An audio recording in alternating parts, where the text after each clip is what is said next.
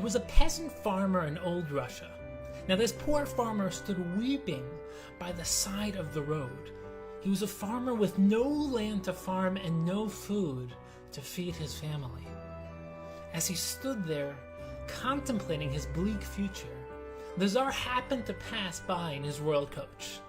Now he saw this peasant, and the flow of tears rolling down this poor man's face touched the Tsar's heart. So much so that he asked the driver to stop so that he could inquire about the nature of this man's misfortune. When he heard the whole problem was a lack of land to farm, he took a stake and drove it into the ground right where they stood. He then gave the peasant 3 stakes and instructed him as follows: walk as far as you wish, and then drive this stake into the ground. Turn, walk again as far as you wish, and then place the next stake into the ground. Finally, turn again and walk as far as you like before placing this last stake into the ground. The land between these 4 stakes will be yours as a gift from me, the Tsar. The man was overcome with joy and eagerly began to walk. After some time he stopped and prepared to plant the stake in the ground. He was about to shove it in when he paused and thought, why should I stop here? I can have so much more. So he continued to walk. After some time he stopped and he once again prepared to plant a stake into the ground. He was about to shove it in when once again he paused and thought, why should I stop here? I can have so much more. So he continued to walk. And as the story goes, this man never stopped walking. The powerful message from this story is clear. We have so much potential in our lives, but if we never sacrifice our potential in order to create something real, we'll never accomplish anything. And this connects to an important idea in this week's Parsha. Parshas Pekudei begins by stating that Bezalel built the Mishkan, the tabernacle, according to the exact instructions that Hashem gave Moshe. Chazal describe a critical debate that took place between Moshe and Bezalel regarding the proper way to construct the Mishkan. Moshe believed it best to first create the kelim, the actual utensils, which would be used to serve Hashem, before then creating the actual Mishkan, the place which would store them. Bezalel, however, thought it best to first create the actual structure of the Mishkan and only then construct the inner content, the vessels. Now, it would seem at first glance that Bezalel's position is more intuitive. It only makes sense to first create the container, the Mishkan, before filling it up with substance. And the Gemara indeed tells us that after hearing Bezalel's argument, Moshe agreed that this was in fact the correct method. Therefore, when Bezalel built the Mishkan, he first constructed the outer structure, the Mishkan, and only afterwards built the inner content, the vessels. If, however, this is the obvious approach, why did Moshe initially reason that they should do the opposite? What exactly was this argument about? Furthermore, the pasuk states that Bezalel built the Mishkan according to the exact instructions that Hashem gave Moshe. If these were in fact Moshe's initial instructions, why would Moshe have argued with Bezalel in the first place? So in order to understand this episode, we must first analyze the fundamental topic of potential and actualizing potential, and see if there is perhaps something deeper here than meets the eye. As the Maharal explains, there is an important relationship between the spiritual concepts of potential and actual. Potential is endless, multipotent, everything and anything. It has no boundaries, no borders, and no limitations. Something real, on the other hand, is limited, has borders, and is restricted only to what it is. Potential might be endless, but it's not real. What is real might be limited, but it has taken on true existence. Our lives are filled with experiences of both potential and actualized potential. So let's explore a few manifestations of these ideas in order to better understand this root and fundamental concept. The prime example and illustration of potential and reality is our relationship with time. Every single morning when you wake up, the day holds infinite potential. You have the time to do anything, go anywhere, meet anyone. But that's only potential. For in reality, you haven't done anything yet. And in reality, you can't do everything. Only something.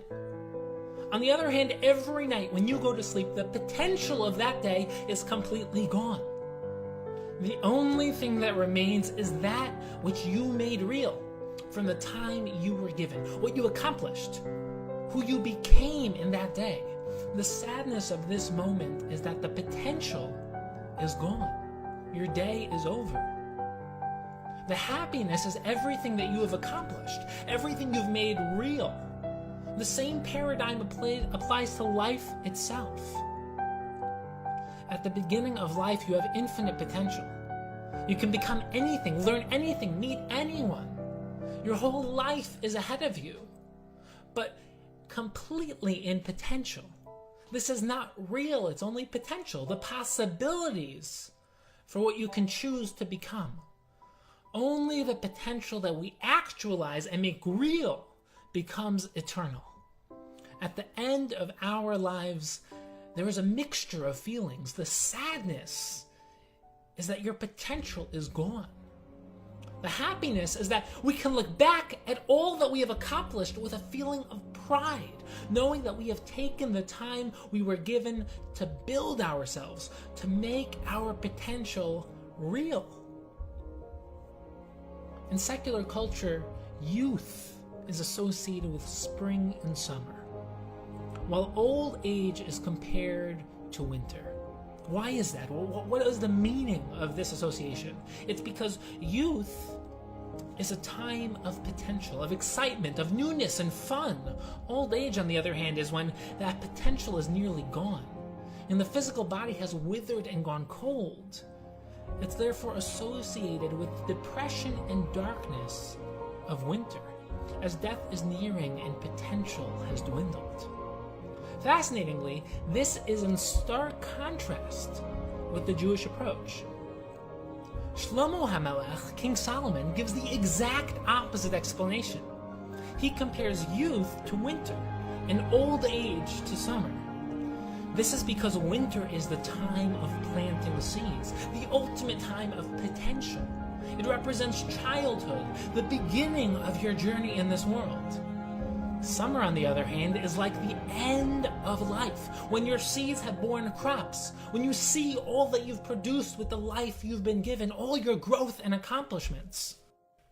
Secular culture is enamored with youth and potential, with less attention paid to actualized potential and achieved greatness. The mode of Judaism is not an infatuation with what can be. It's an appreciation of what has been made real. We don't see potential as the ultimate ends. On the contrary, we aim for the rich satisfaction of actualized potential. This is the true joy of life, the ultimate summer. Now, this pattern of potential and reality is behind the experience of every creative process as well. When you begin an artistic work, whether it's a painting, a sculpture, a book, or anything of the sort, you have infinite potential. The creative process can lead you down any path. There are endless possibilities of what you can make. However, in order to make something real, you must decide on only one thing to make. You must limit the endless potential in order to make something real. Interestingly enough, this process actually mirrors Hashem's creation of the world.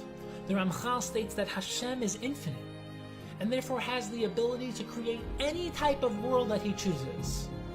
However, out of all the endless possibilities, he chose to create this world, the one you and I exist in. Now, we can actually use this principle of potential and actual to understand the debate between Moshe and Bezalel. In fact, the deeper truth is that there wasn't really a debate to begin with, merely two different focuses. Moshe was focusing on the potential destination and outcome. The goal of creating the Mishkan was to house the Kalim so that we could serve Hashem. However, this was merely potential, a vision, a destination. Bezalel was focusing on the practical, on how to actualize this potential. In order to have the vessels, we must first create the Mishkan to house them. That's why Moshe admitted to Bezalel that he was correct, for there was in fact no real machlokas, just a difference of focus. And this is why the pasuk says that Bezalel acted exactly according to the instructions that Hashem gave Moshe. For in truth, this was the plan all along. Potential is beautiful, majestic, and genuinely precious. We all understand the value of potential. However, the weakness of potential is that it's just that. Potential. It's not real, it's merely theoretical. The greatness of something that's been actualized is that it's tangible and real. The weakness, though, is that it's only that, nothing more. A finished project is a form of actualized potential. It's beautiful in that it's real, but it's still important to realize that it's limited to what it is. It could have been anything else. There were endless possibilities. However, it's now with a specific and unique form that the artist chose to create. This is the strength and weakness of potential and actuality. But the ultimate challenge is limiting infinite potential for the purpose of making something real. Just imagine if a wealthy and generous person comes over to you and offers you any amount of money in the world. Just quote me a number and I'll give it to you, he says. Your mind races as you think about what number you're going to state. $10,000? $1 million? Let's say you finally decide to say $5 million, and he hands you over the money. The pleasure of that decision is that you are now $5 million richer. The pain is that you don't get a single dollar more. You could have had $6 million, or $500 million, or $7 trillion. The list of potential numbers is never ending. However, much like the farmer in our introductory story, if you can't sacrifice potential for actual, you won't end up with anything. We genuinely struggle in this area. You'll often hear people saying, why get married to this person? Perhaps the next one who comes along will be better. Why take this business offer? Maybe the next one will be better. Why do this? Maybe I could have that. When we fall prey to this line of thinking, we end up with nothing. This is the challenge of life. We like to fantasize about perfect futures, ideal living conditions, and ultimate relationships. However, sometimes we get so caught up in dreaming about a better life that we don't end up living our own. In fact, many people are stuck fantasizing about the life they want to live, instead of bringing that potential into reality. We must be willing to start with what we have, where we are, and work our way from there. Potential is beautiful, but only in as much as we use it, only in as much as we bring it to fruition. May we be inspired to actualize as much of our potential as we can, to choose the real over the fantasy, and to prepare ourselves for the ultimate summer.